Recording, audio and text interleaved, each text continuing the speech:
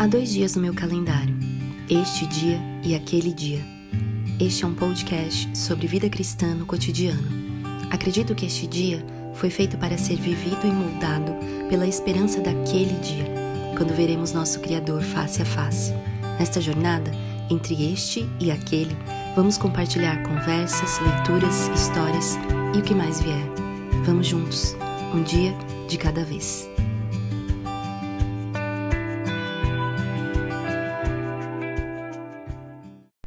Olá, seja bem-vindo e bem-vinda a mais um podcast, um episódio desse podcast Entre Este e Aquele Dia.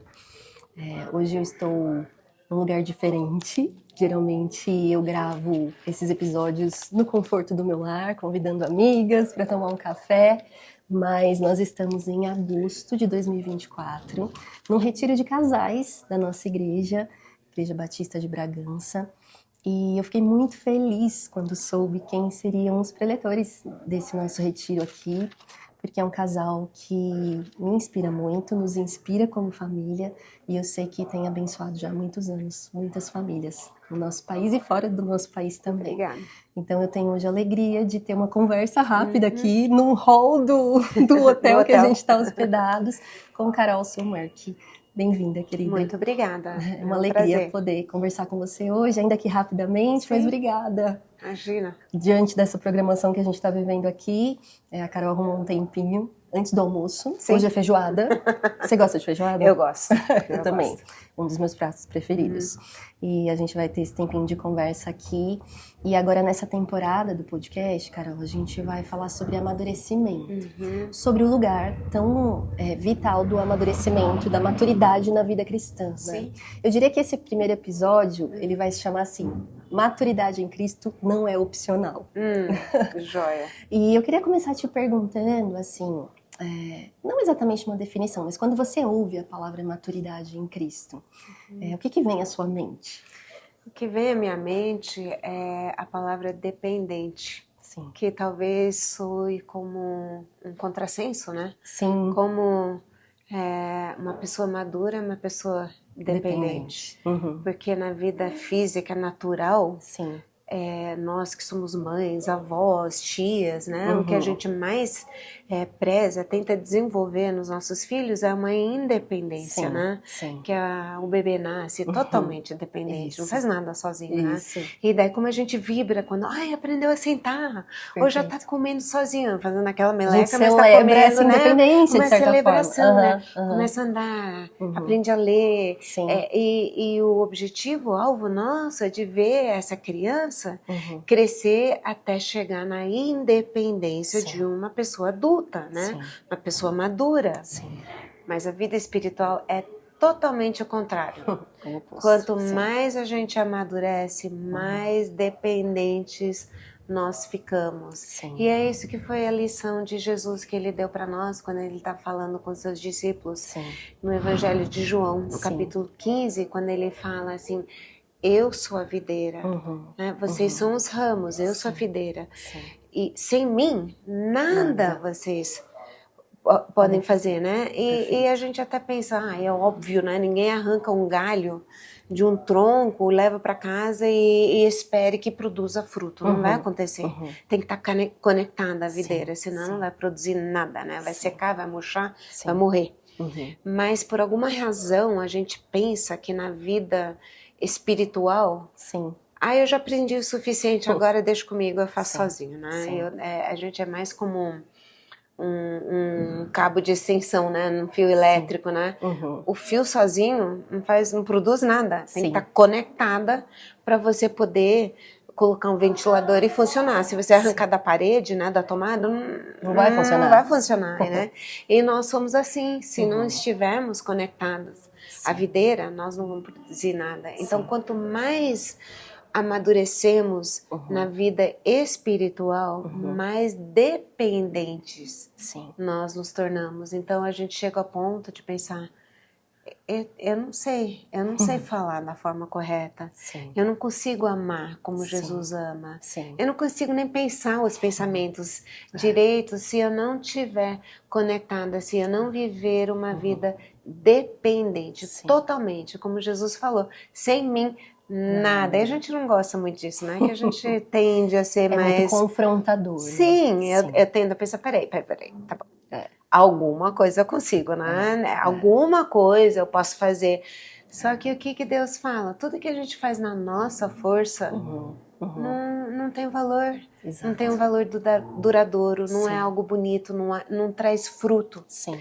Mas tudo, por menor que seja, que eu faço na dependência de Cristo, Sim. deixando Ele viver através de mim, até dar um copo de água fria em nome de Jesus, isso Ele vai lembrar. Paulo vai falar nada em vão no Senhor. Exatamente. Então, quanto mais nós crescemos na nossa vida com Deus, mais dependentes ficamos, até ao ponto de saber, eu não faço nada sem Ti. Eu não sei pensar, não sei falar, não sei agir, nada. E a gente cresce nessa vida dependente. Assim, de alguma forma a palavra maturidade está bastante em alta, né? A gente ouve pessoas falando sobre uma melhora de performance pessoal, assim, num contexto mais de um pensamento comum, cultural, né? E é isso que você disse, né? O pensamento bíblico, ele vai num sentido contrário. Exatamente. Eu acredito, não sei se você concorda, eu acredito que sim também, que a maturidade nada mais é, crescer em maturidade é o processo de santificação na nossa vida, né? Sim. E eu acho, assim, interessante, porque se há algo que é central na fé cristã, é a graça de Deus. Exatamente. E certamente a maturidade, a santificação, ela está enraizada na obra da graça na nossa vida. Né? Ao mesmo tempo que não é pela nossa força, mas é um chamado a uma vida de praticar, de viver. Né? Exatamente. Então, como você concilia e diria que na prática é o lugar do nosso esforço, né? Nessa busca por maturidade. Porque, digamos, pode haver uma estagnação na vida espiritual também, né? Quando a gente, de repente, preguiçosas, procrastinadoras, seja no nosso relacionamento com Jesus devocional, seja em não se esforçar de alguma forma para morrer para si mesma, né? Na graça de Deus, mas nos relacionamentos, como até ouvimos agora, né? Sobre a obra do Espírito Santo através da palavra na nossa vida. Qual seria, assim, o que você poderia dizer sobre esse lugar do esforço na vida cristã? Né? Porque a verdade é que às vezes a gente nem quer, né? Sim. E eu me encorajo com o versículo que diz, pois é Deus quem efetua em vós tanto o querer como o realizar. Então até o querer vem dele. Como a gente é ruim, né? A gente é pó, a gente é barro, a gente não... Mas Deus é tão gracioso e tão bondoso, porque Ele não nos mostra tudo de uma vez só. Eu acho que se eu visse tudo de uma vez só, como eu não pareço com Jesus, como eu sou imatura, eu acho que iria cair morta ali no chão já e pronto. Mas Ele vai nos mostrando aos poucos, né? Igual é muito comum a ilustração, né? Você tá lavando uma camisa branca, mas você não tá com uma luz boa. Você tá meio na sombra. Aí você lava, você olha, tá limpo. Só que daí o sol sai por detrás da nuvem. Agora é uma luz mais forte. Opa, tem mais manchas ali, né? Não, deixa eu lavar de novo. Quanto mais nós nos aproximamos da luz, mais mancha a gente vê. E assim na vida cristã, né? Então Deus, você é uma pessoa recém-convertida, alguém que não conhece muito da palavra de Deus. Você vê, Deus te mostra aquelas coisas mais escancaradas, aquelas coisas que você de imediato fala, não, isso não está certo. E Deus vai trabalhando isso na tua vida e vai se transformando e vai fazendo com que você pareça mais com Jesus e você vai chegando mais perto. De repente você vê, eu não faço mais aquilo, mas a minha língua ainda não é tão boa, ainda eu falo com uma irritação, eu sou áspera, então daí Deus vai te trabalhando, e vai te lapidando, e você vai crescendo, e você se aproxima mais, daqui a pouco você pensa, agora eu já tô falando com mais mansidão, com graça, mas os meus pensamentos, ninguém vê, mas eu sei o que tá ali dentro, e Deus vai trabalhando, e vai te... à tona, né? Então é aquilo que Deus que trabalha, Deus que opera, Deus que mostra. E qual deveria ser a nossa atitude? É uma de submissão, tá bom, Deus? Ele cutuca e eu Tá, então, por favor, me ajude a depender, me ajude a deixar que o Senhor fale, vive, pense através de mim. E para isso acontecer, eu gosto de comparar com orações relâmpagos, né? Aquela que a gente solta rapidinho, né? Sim, Não tem tempo de fazer todo o devocional e tudo, porque eu tenho que responder já, né? Então, você tá no meio de uma conversa com alguém que tá pedindo conselho, e você fala, ai meu Deus, eu não sei o que eu vou falar. Agora? Deus, por favor, me dê a palavra certa. São aquelas orações rapidinhas, ou teu filho chega, né? Deus, me ajude a ver o coração dele, não a apenas reagir conforme ele está me atacando. Deus, me ajude a perdoar, me ajude a amar, me dê a sabedoria que eu necessito. Isso é uma vida de dependência. É um reconhecimento, não eu, mas Cristo. Eu não sei. Deus vê o todo e às vezes vê uma palavra que você pensa, é isso que o Senhor quer que eu fale? Mas é exatamente isso que vai ao encontro de certa forma, da necessidade. praticar a fé mesmo, né? Exatamente. Que é fundamentada no caráter de Deus, no que Ele pode fazer, a gente às vezes não vê, exato, mas nós sabemos que Ele existe, que Ele realmente está trabalhando, né? É crescer na dependência. Muito bom. Crescer dói. Sim. É confortável, não é, né? Não.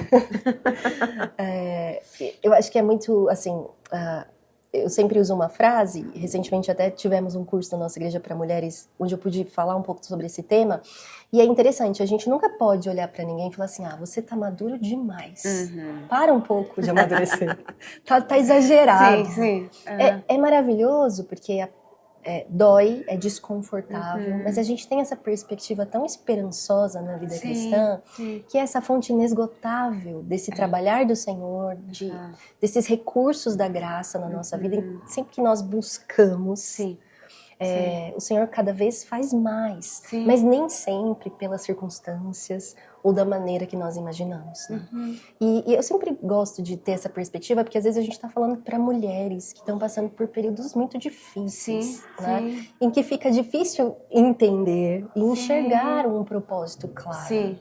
Então, qual seria a sua palavra de encorajamento nesse sentido, de que Deus está trabalhando num processo de amadurecimento, está doendo, mas de perseverança mesmo, sabe? Eu acho que eu teria duas palavras. Uma, é muito fácil a gente se desanimar quando uma área que Deus está trabalhando, mas eu pisei na bola. Né? Eu tô me esforçando tanto para depender, mas chega uma hora que foi, né? E eu falei o que não deveria ter falado, eu pensei algo, eu feri alguém, machuquei alguém. Ai, como isso é difícil, como isso dói, né? Mas é ali que, de novo, a graça de Deus, eu peço perdão primeiro a Deus e, por favor, me ajude a crescer nisso e eu preciso pedir perdão àquela pessoa que eu feri. E isso é algo que é necessário. Eu cresço através disso, porque o processo é tão doloroso que eu não quero passar por isso de novo. Então, Deus ajuda isso também a nos lapidar. E outro, agora fugiu de mim, era mais um pensamento, quando a gente não tá bem, e outro quando a gente talvez não queira muito. Eu tô numa vida boa, eu tô bem, eu tô confortável, aquilo, né? Mas Deus quer que eu pareça mais e mais com Cristo. Então, imagina como deveria ter sido uma conversa com Jesus, né? Uma pessoa que emana graça, amor, carinho, mas aquela que sempre com a palavra certa que atinge o coração. Ele sabia exatamente aquilo que a pessoa precisava para crescer ainda mais. E eu quero ser assim. Então, eu só serei assim numa dependência total, deixando Jesus viver a sua vida, não é minha vida, é a vida dele através de mim. Então, de orar, de pedir, Deus, me transforme. Não me deixe ser aquilo que eu sou hoje, estagnada para o resto da minha vida. Me ajude a querer buscar, me ajude a querer. E isso vai acontecer na leitura da palavra, em oração, na meditação, em ouvindo mensagens boas da palavra de Deus. Às vezes a gente acha, mas não tem tempo para tudo isso. Hoje em dia a vida ficou bem mais simples, né? Tem um podcast, tem quanta coisa. Nós como mulheres que nós fazemos durante o dia, dia que eu não preciso pensar. Para passar uma roupa, eu não preciso pensar. Para lavar uma louça ou 1000 outras tarefas que eu faço dentro da minha casa, eu faço sem pensar. Mas o que está acontecendo na minha mente, então? Eu estou aproveitando esses momentos, ou para cantar músicas de louvor, ou para orar por alguém, intencionalidade, ou né? meditar, ou ouvir uma mensagem. Coloque o fone, põe uma mensagem que vai me provocar ao crescimento, para que eu seja mais parecida com Jesus. Então, nós temos, não é uma lista, mais uma coisa que eu tenho eu já tenho a minha vida tão tarefada, eu não tenho como adicionar mais uma coisa. Não estou pedindo isso. Estou pedindo para aproveitar melhor os tempos que você já tem. O tempo no ônibus, o tempo no carro, o tempo que você está fazendo uma tarefa que você não precisa pensar. Aproveitar desses tempos. Deus, como é que eu poderia aproveitar melhor destes momentos para ter uma conversa intencional numa refeição? Ou quando eu estou levando meu filho num lugar, como que eu posso usar esses momentos de uma forma intencional? Então, trabalhar de uma forma mais intencional, de uma forma mais inteligente do que apenas trabalhar mais.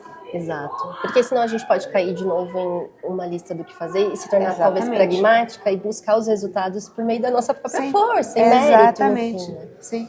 A gente tem ouvido aqui desde ontem as mensagens para os casais e acho que aplica muito bem porque tem sido falado, né, que uma família cristocêntrica é uma família outrocêntrica. E até nessa prática de algumas coisas que você falou agora, envolve outros. Né? Então existe um lugar também da gente amadurecer e crescer em Jesus enquanto nós edificamos uns aos outros, enquanto nós buscamos ao Senhor para edificar o nosso lar, nossos cônjuges, nossos filhos, né? Você escreveu um livro recentemente, que inclusive se chama Mulheres Mais Parecidas com Jesus. Exatamente. Qual era o seu objetivo? Qual foi o seu objetivo nesse projeto desse livro?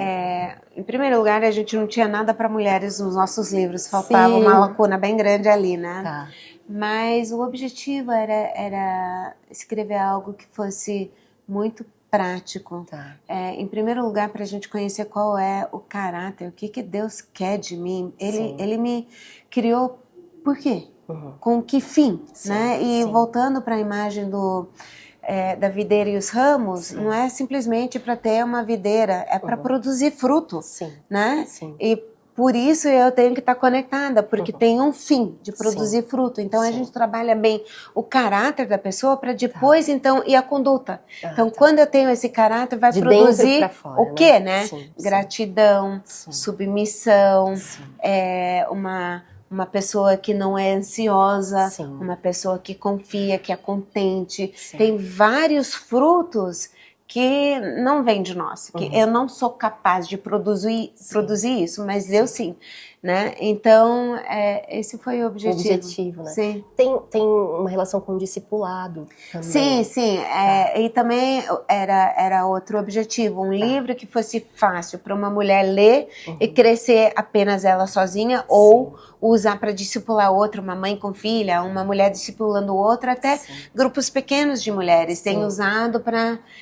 porque cada parte do livro tem umas perguntas de reflexão.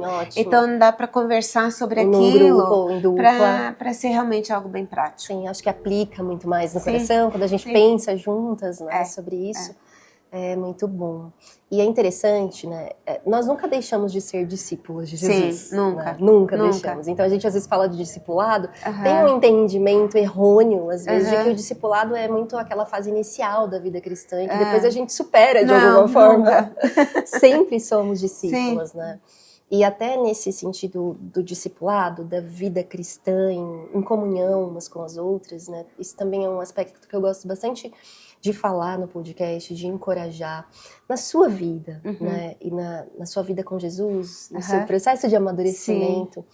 Qual tem sido o lugar, assim, e a sua experiência até aqui, dos relacionamentos mesmo? Não só dentro da sua casa, porque são imediatos, né? E claro, o primeiro propósito de Deus em nos moldar.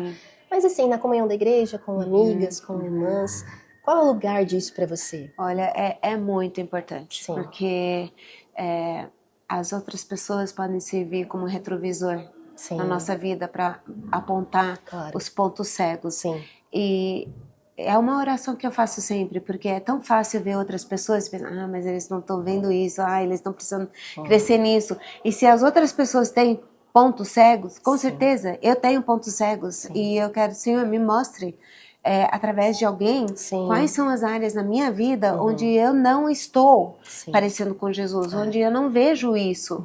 E Ele usa muito o nosso cônjuge, Ele pode usar muito os nossos pais. Eu tenho um relacionamento muito próximo com minhas cunhadas, com minhas filhas, que são adultas agora, minhas noras também.